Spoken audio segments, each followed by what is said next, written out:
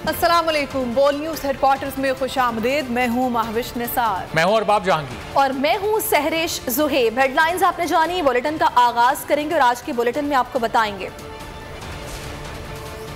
इंतखाबी मौसम भी तब्दील,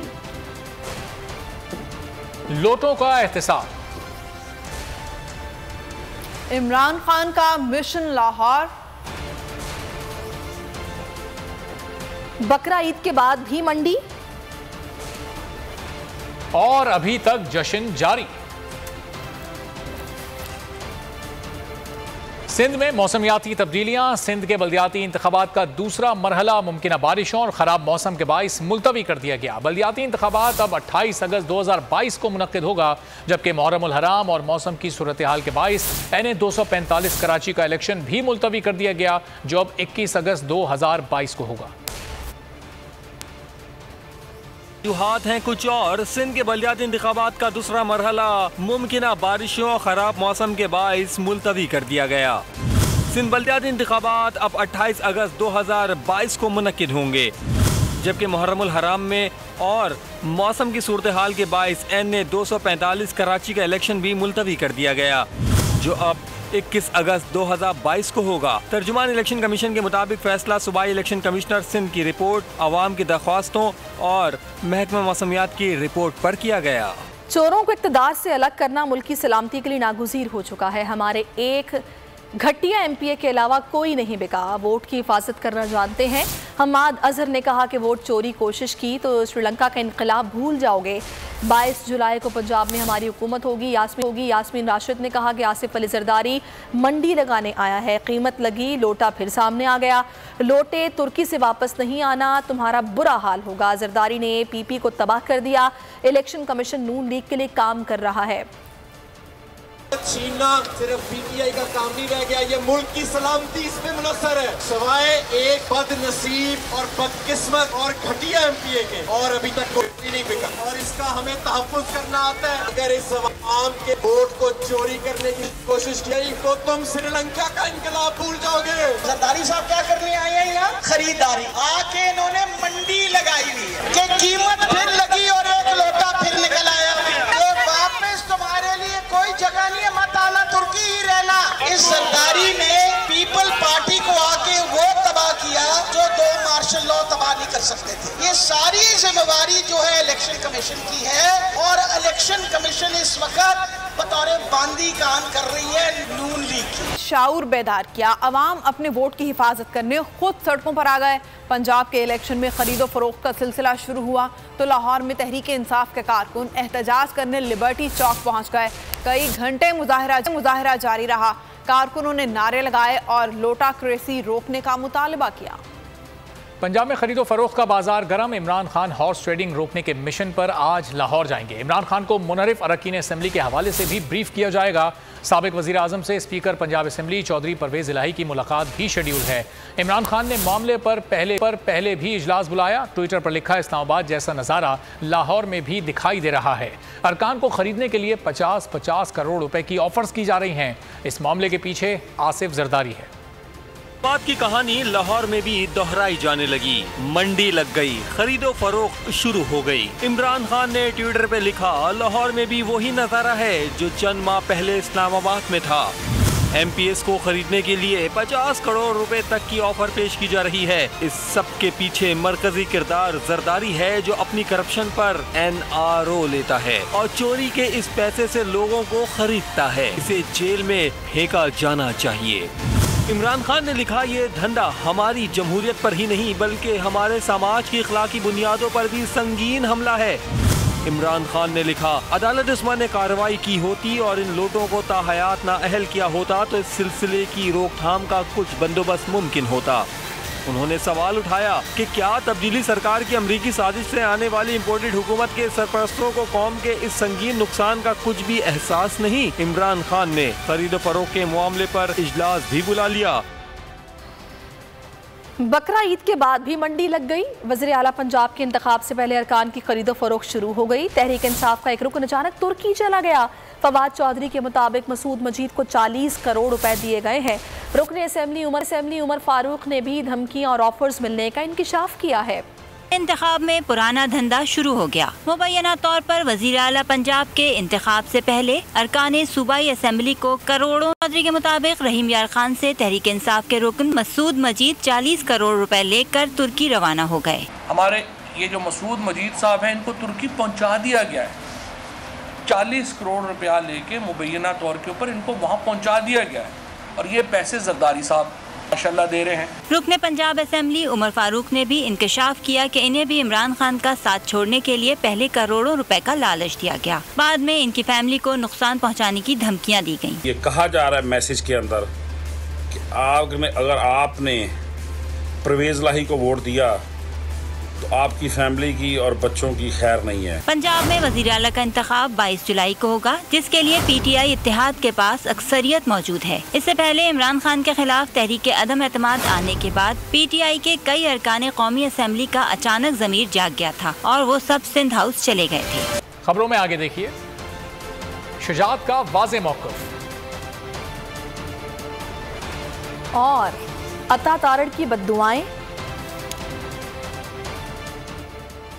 वज़ीर आला पंजाब का इंतखाब, अवाम नए लोटों से हिसाब लेने के लिए बेताब। अवाम लोटे लेकर तुर्की जाने वाले एमपीए चौधरी मसूद के घर के बाहर पहुंच गए और शदीद नारे लगाए।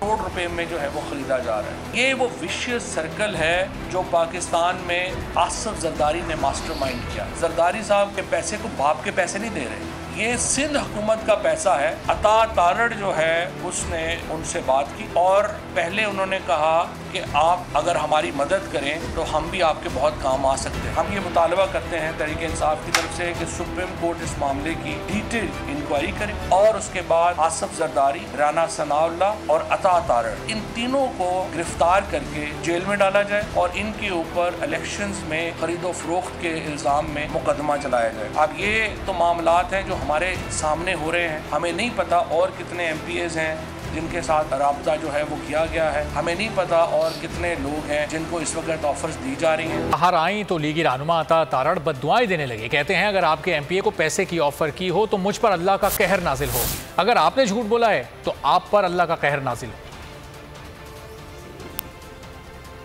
इल्जाम लगा रहे हैं कि हमने आपके एक एमपीए को 40 करोड़ रुपए ऑफर किया। मैं अल्लाह ताला को हाजिर नाजिर जान के कहता हूं कि अगर मैंने आपके इस एमपीए को चौधरी मसूद जिनका नाम है 40 करोड़ रुपया ऑफर किया हो तो अल्लाह ताला मुझ पर अपना अजाब और कहर नाजिल फरमाए। और अगर आप झूठे हैं और मुझ पर झूठा इल्जाम लगा रहे हैं तो ये भी दुआ करता हूं कि अल्लाह ताला आप पर अपना कहर और अजाब नाजिल फरमाए। वो अपना इस्तीफा जमा करा चुके हैं और इस्तीफे के बाद आप अगर रिश्वत का इल्जाम लगा रहे हैं तो मैं कुरान पर हल्फ देने को तैयार हूं कि चौधरी मसूद को कोई पैसे नहीं दिए गए। और फवाद चौधरी साहब, आप अगर ये कुरान पे हल्फ दे दें कि हमने पैसे दिए हैं चौधरी मसूद को तो मैं अपनी बात से पीछे हटके मैं हमेशा के लिए सियासत छोड़ दूंगा। देते हैं हल्फ आके। इंतखाब से पहले पीटीआई अपने बंदे गिने और मुखालिफिन तोड़ने की कोशिश में मसरूफ है।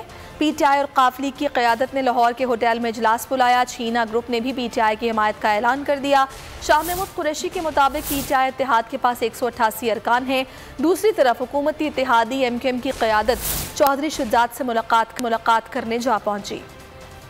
जोड़ पीटीआई इत्तेहाद अपने अरकान की हाजिरियां यकीनी बनाने में मसरूफ। काफ लीग और तहरीक इंसाफ ने लाहौर माल रोड के होटल में पार्लिमानी पार्टी का इजलास बुलाया जिसमें 176 अरकान शरीक हुए। पीटीआई के अरकान बीमार और कुछ दूर दराज होने के बायस इजलास में शरीक न हो पाए। तमाम 187 अरकान को पीसी होटल पहुंचने की हिदायत की गई है जिसके लिए 200 कमरे भी बुक करा लिए हैं। Vice chairman PTI Shah Mahmood Qureshi के मुताबिक इनके पास 188 अरकान हैं। हमारे पास इस वक्त 188 मेंबरान मौजूद हैं। पंजाब में हुकूमत बनाने की पोजीशन में आ चुके हैं। छीना ग्रुप ने भी तहरीक इंसाफ के उम्मीदवार को सपोर्ट करने का फैसला कर लिया। पंजाब असेंबली के ओपोजिशन लीडर सिफ्तैन खान के मुताबिक एक रुकन मुनहरिफ हो चुका, लिहाजा पीटीआई के पास अभी 175 अरकान हैं। पार्लिमानी पार्टी के इजलास में पूरे 187 अरकान होंगे। तो क्या मैं इतना छोटा सा बच्चा हूँ कि मुझे कोई मिलेगा और मुझे बहला के ले सबके साहबजादे जो साहब तो नूली के साथ वफाक में बैठे हुए हैं। शायद जो मुझे मिले मैं उसको अपने साथ ले। जब जो पार्टी की वायलेशन करेगा तो उसको उसकी सजा तो मिलेगी ना, चाहे वो ABCD कोई भी। इंतखाब से पहले MQM को भी काफिले की याद आ गई। खालिद मकबूल सिद्दीकी की क़यादत में वफ़द चौधरी शुजात से मुलाकात करने पहुँच गया। मुलाकात में पंजाब की सूरत हाल पर गुफ्तगू हुई। लाहौर हाई कोर्ट ने इलेक्शन कमीशन को PP7 रावलपिंडी के नताइज जारी करने से रोक दिया है। इस नशिस्त पर नताइज ताखीर का शिकार हुए थे और नून लीग के उम्मीदवार सिर्फ 49 वोटों से जीत गए थे। जारी न किए जाएं। PP7 के ज़िमनी इलेक्शन से मुताल्लिक लाहौर हाई कोर्ट का बड़ा फैसला आ गया। अदालत ने इलेक्शन कमीशन को कहोटा कल्लर सैदा के नताइज जारी करने से रोक दिया। जो लाहौर हाई कोर्ट है पिंडी बेंच ने, उसने कहा कि दिस वाज इल्लीगल रिजेक्शन, ठीक है। उसके ऊपर उन्होंने कहा कि बाकी जो प्रोसीडिंग है उसको स्टॉप कर दें और कल हम लोग जो उन्होंने कहा कि ECB में पेश हो जाए। 17 जुलाई के इंतखाबात के दौरान PP7 के नताइज ताखीर का शिकार हुए थे, जिस पर तहरीक इंसाफ ने दोबारा गिनती की दरख्वास्त दी, जिसे इलेक्शन कमीशन ने मुस्तरद कर दिया था। ज़िमनी इंतखाबात में PP7 से नून लीग के उम्मीदवार राजा सगीर सिर्फ 49 वोटों की बढ़तरी से कामयाब करार पाए थे। शरीफ और हमजा शहबाज की उम्मीदों पर ओस पड़ गई। परवेज इलाही वजारत आला के लिए मुस्लिम लीग काफ के उम्मीदवार हैं। चौधरी शुजात का 2 टोक बयान सामने आ गया। सदर पाकिस्तान मुस्लिम लीग काफ ने कहा कि जिनको मैंडेट मिला हुकूमत करना उन्हीं का हक है, कोई लेटर जारी नहीं कर रहा, सफाई पेश करने की कोई ज़रूरत नहीं, एक दूसरे को नीचा दिखाने की फिक्र में ना पड़े। PTI रहनुमा शौकत तरीन कहते हैं कि स्टेट बैंक ने डॉलर देना बंद कर दिए हैं। उन्होंने कहा है कि डॉलर एक्सपोर्टर से लें और इंपोर्ट कर दें। गैर मुस्तहकम सियासी सूरत हाल ने मईशत को गैर मुस्तहकम किया। मौजूदा सियासी सूरत हाल ने मार्केट को नुकसान पहुंचाया है। प्रोग्राम मेरी जंग में गुफ्तगू करते हुए उन्होंने कहा कि अगर हमने पेट्रोल कीमतों को फ्रीज किया हुआ था तो ये कीमतें बढ़ा देते, ये अगर शुरू में ही कीमत बढ़ा देते तो बात ज़्यादा ना बिगड़ती। वो रेगुलेटर के बीच में डॉलर नहीं होते, कई दफ़ा या मिसमैच होता है कि इंपोर्ट की पेमेंट ज़्यादा करनी है और उस वक्त डॉलर जो मार्केट में अवेलेबल कम होते हैं, तो स्टेट बैंक उसमें एक किस्म से इंजेक्शन देता है, डॉलर्स डाल देता है ताकि मार्केट जो एक स्टेबल तरीके से चलती रहे। अब इन्होंने ये किया है कि स्टेट बैंक ने डॉलर देने बंद कर दिए। सही है। और उन्होंने कहा आप अपना जो है वो काम चलाएं, आप एक्सपोर्टर से लें और इंपोर्टर को मतलब दें। तो ये पॉलिटिकल अनसर्टेनिटी जो हुई है, इसने भी ये जो आपकी मार्केट को नर्वस किया है। ये डिसाइड ही नहीं कर सकते अपनी जो मेजर डिसीजंस होते हैं कि जी ये फ्रीज़ नहीं होना चाहिए, ये पेट्रोल प्राइस वगैरह, तो पेट्रोल प्राइस बढ़ा देते, 15 दिन के बाद बढ़ा देते, 1 महीने के बाद बढ़ा देते, तो बात बिल्कुल ना बिगड़ती। और ये है कि लेकिन और इतनी ज़्यादा भी इनको ना बढ़ाने पड़ते शुरू में, ठीक है। लेकिन इन्होंने वो डिसाइड ही नहीं कर सक रहे थे कि रहना है नहीं रहना, हुकूमत में रहना है नहीं रहना। लंदन से कुछ और डिसीजन आ रहे थे, यहाँ वाले कुछ और सोच रहे थे, कोalition पार्टनर कुछ और सोच रहे थे। तो ये बेसिकली डिसफंक्शनल हुकूमत है और डिसफंक्शनल हुकूमत जो है वो इकॉनमी को सही तरीके से नहीं चला सकते। नई तजुर्बाकार हुकूमत के करता धर्ताओं ने मुल्की कारोबार, तिजारत, मईशत सबको तबाही के धाने पला खड़ा किया है। इंटरबैंक में अमरीकी करेंसी की कदर मजीद ₹2.93 बढ़ गई है। पाकिस्तान स्टॉक एक्सचेंज में कारोबारी पॉइंट की कम तरीन सतह 40,135 रही। सोने पर दाम कम हो गए। सवाल, डॉलर और सोना हर रोज महंगा, स्टॉक मार्केट मुसलसल जुमूद का शिकार। इंटरबैंक में अमरीकी करेंसी की कदर मजीद ₹2.93 बढ़ गई। डॉलर कारोबार के इख्तिताम पर $224.91 पर बंद हुआ। पिछले 3 रोज में डॉलर ₹13.96 महंगा हो चुका है। ओपन मार्केट में भी डॉलर ₹1 इजाफे से ₹225 पर पहुँच गया। पाकिस्तान स्टॉक एक्सचेंज में मामूली उतार चढ़ाव, मार्केट 70 पॉइंट्स के इजाफे से 40,469 पर बंद हुई। सोने की कीमत में ₹1200 कमी हुई। फी तोला सोना ₹1,44,000 पर आ गया। 10 ग्राम सोने की कीमत ₹1,028 की कमी से ₹1,23,457 हो गई। अभी वक्त हुआ एक ब्रेक का, और ब्रेक के बाद देखिए, बैरूनी मुल्क से धमकियां। कराची में तरक्याती काम और नई तर्ज की पोलियो मुहिम।